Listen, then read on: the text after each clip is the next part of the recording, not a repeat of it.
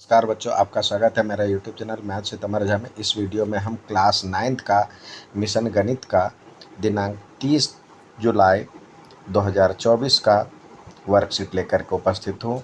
हमारा आज का टॉपिक है आसान दशमलव संख्याओं का भिन्नात्मक रूप, that means fractional form of recurring decimal numbers.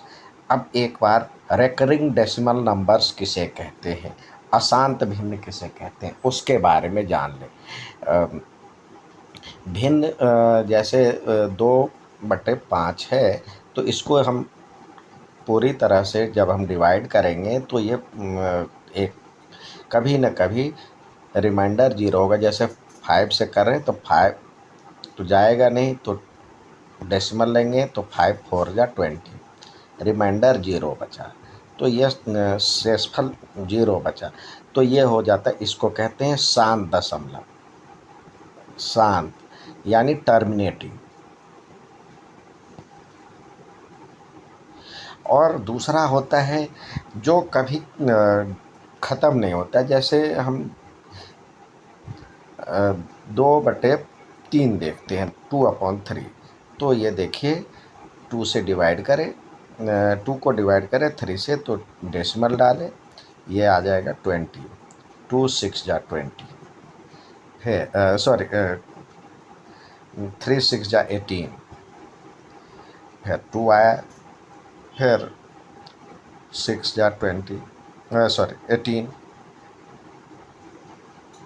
तो ये कंटिन्यू ये आता रहेगा। और 6 6 6 6 हर बार 6 6 6 6 आता जाएगा, तो इसको कहते हैं non terminating but recurring, non terminating recurring number, यानी नॉन टर्मिनेटिंग एंड रिपीटिंग, अशांत और आवर्ती। जैसे 0, इसको हम लिखते हैं 0.6 बार।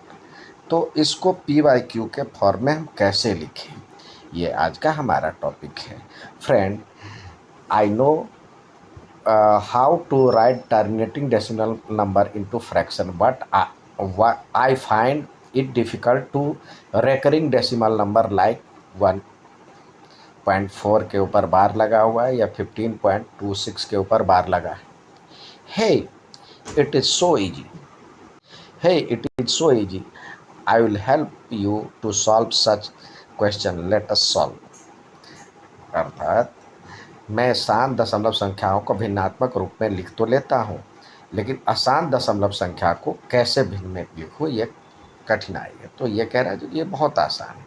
तो सबसे पहले इसके लिए हम देखिए, जैसे दिया हुआ है y, इसको हमें सॉल्व करना है। तो सबसे पहले इसको हम मान लेंगे, जैसे ये माना है, मान लेते हैं। माना कि या लेट y बराबर माना है, तो y बराबर में 15.26 के ऊपर बार है। अब हमारा मेन जो एम होना चाहिए, दशमलव यहाँ तक पहुँचे, तो उसके लिए ये देखिए, ये इस तरह से है 15.262626, ये इस तरह से।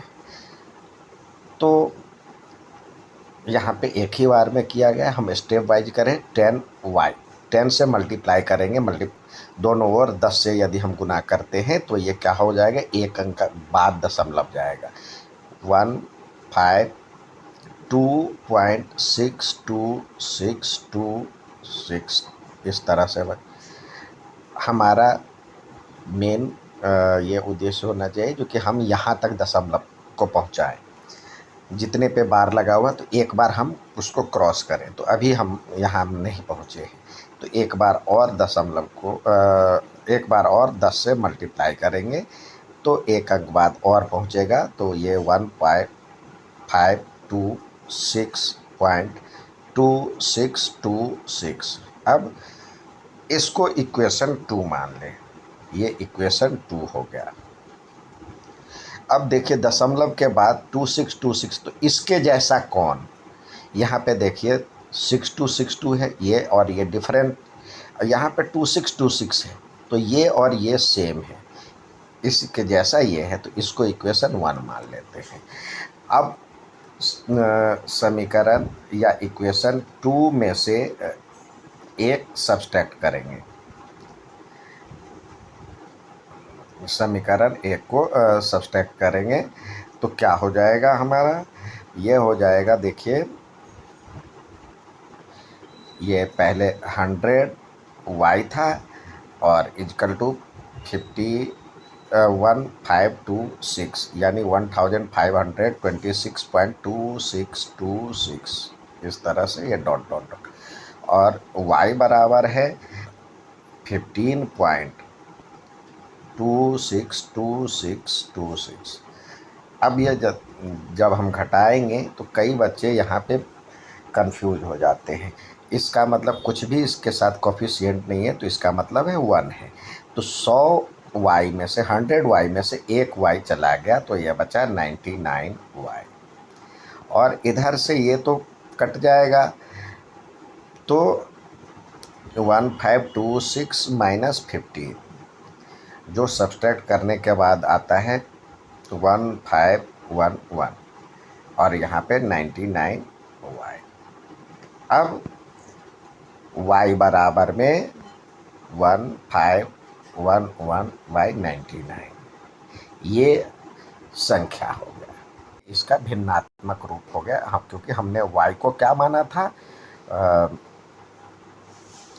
15.26 और 15.26 के ऊपर बार जो लगा हुआ है तो ये इसका वैल्यू ये आ गया, तो ये p/q के फॉर्म में आ गया। अब आइए स्वयं प्रयास कीजिए के तहत आपको सवाल दिया गया है 1.4 के ऊपर बार लगा हुआ है, तो या इसमें मान लेते हैं, माना कि x बराबर में या लेट y या x इजकल टू, अब लेट इसमें हम मानेंगे लेट x बराबर में 1.4 के ऊपर बार है, यानी इसको हम 1.444 डॉट डॉट डॉट लिखें। अब मल्टीप्लाइंग 10 इन बोथ साइड, यानी 10 से मल्टीप्लाई करेंगे तो 10x, तो हमारा मेन एम ये होना चाहिए जो कि एक बार दशमलव यहाँ तक पहुँचे, तो इसमें तो कोई दिक्कत नहीं है, पहली बार में ही 14.444 हो जाएगा। अब देखिए यहाँ तक पहुँचना था, हम पहुँच गए।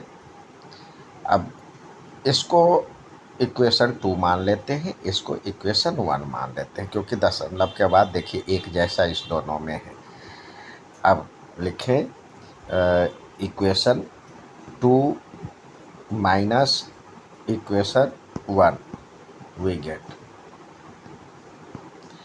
क्या हो जाएगा 10x, पहले ऊपर वाले समीकरण इक्वेशन 2 को लिख लें 14.444 और यहाँ पे x है बराबर में 1.444। अब सब्सट्रैक्ट जब हम करेंगे तो 10 में से यहाँ 1x है तो 10 में से 1x गया तो 9x बचा, और ये 14 में से 1 गया तो ये हो गया 13, क्योंकि दशमलव के बाद एक जैसे ही है, तो x बराबर में 13/9, ये इसका आंसर होगा। उम्मीद है समझ में आया होगा। अच्छा लगे तो लाइक सब्सक्राइब शेयर ज़रूर करें। धन्यवाद।